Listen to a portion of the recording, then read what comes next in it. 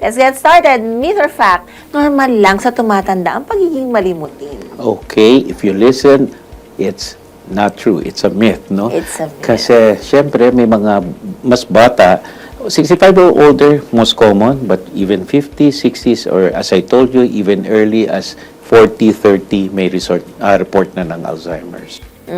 Okay, yan. Ito, Doc, myth or fact, kapag matalino ang tao, naku, hindi tinatamaan ng Alzheimer's. Okay, somehow it may, it's a myth also. It may actually protect you because matalino ka and everything. Somehow nagagamit mo and everything. But there are other factors aside from being matalino. Matalino ka nga, nagsisigarilyo ka, umiinom ka, tapos sige, hang out, everything.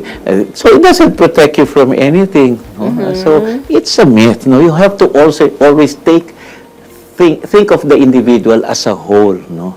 Okay. Okay, this is multifactorial. Oh, yeah. Okay, so myth or fact, kulang lang sa vitamins, naku, kaya nagiging makakalimutin. Okay. Of course, that is a myth, no?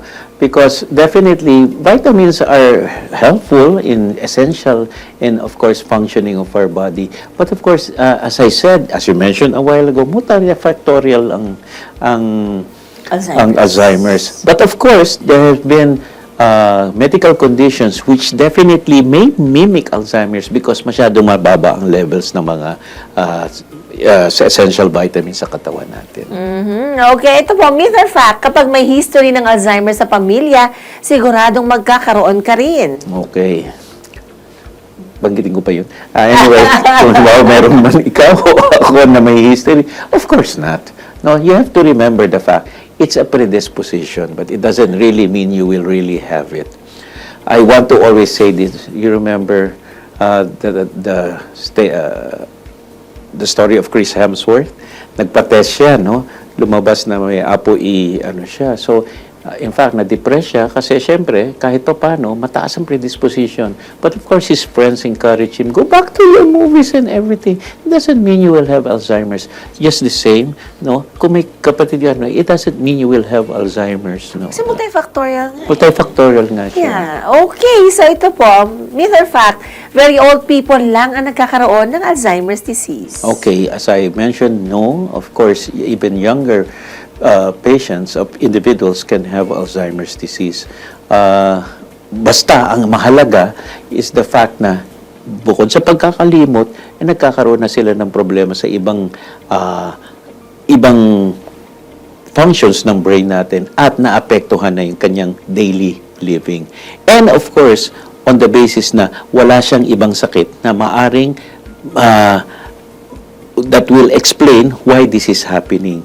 For example, meron ka ngang ganyan, pero yung pala grabe ang diabetes, hindi control. So, you have to control these things first. Okay, yan. Tandaan natin sinabi ni Doc. Okay, ito, myth or fact, if you do mental exercises, hindi ka magkaka-Alzheimer's. Again, it will help, no? Because definitely, ginagamit mo yung utak mo. But of course, as I said, hindi lang naman yan ang ating dapat tingnan.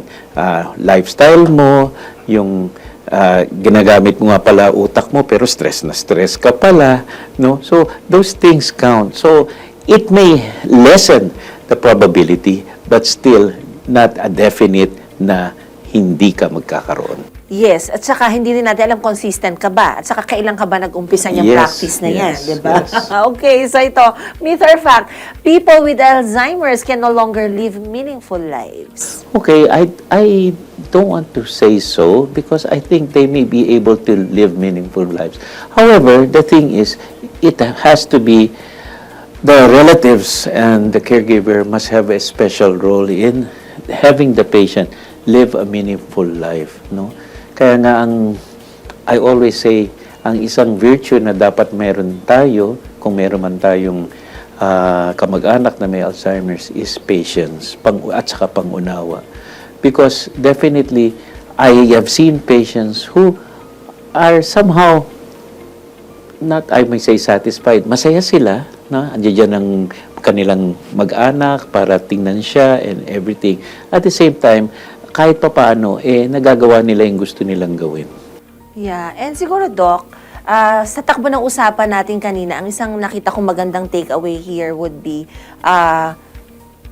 if we try to look at the brighter side of, having a family member who has been diagnosed with Alzheimer's, is that it can give the family, the whole family, the opportunity to be united. No? Yes, Para definitely. they can, extend more love, not only for the patient, but among each other, diba, Doc? I don't want to be a devil's advocate, but yun na nga ang problema. Kung may problema is hindi lahat ay agree so how the patient should be managed. In fact, some of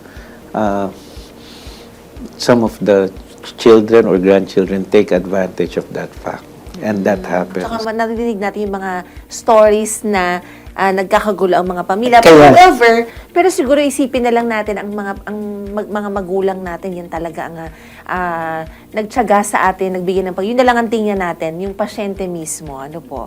Yan lang. But of course, Doc, eto, nasa Mythbuster, naging sentimental na naman tayo. Alam mo naman, emotional because ito ay sensitibong topic ang Alzheimer's kasi masyadong malaki ang implikasyon sa buong pamilya. No? But here, no, mga kasambahay, Mythbusted na. Naku, Alzheimer's may be a complex condition, but early management can make a significant difference for patients and their families. At tatandaan natin mga kasangbahay, taking care of our brain today can help protect our memories tomorrow.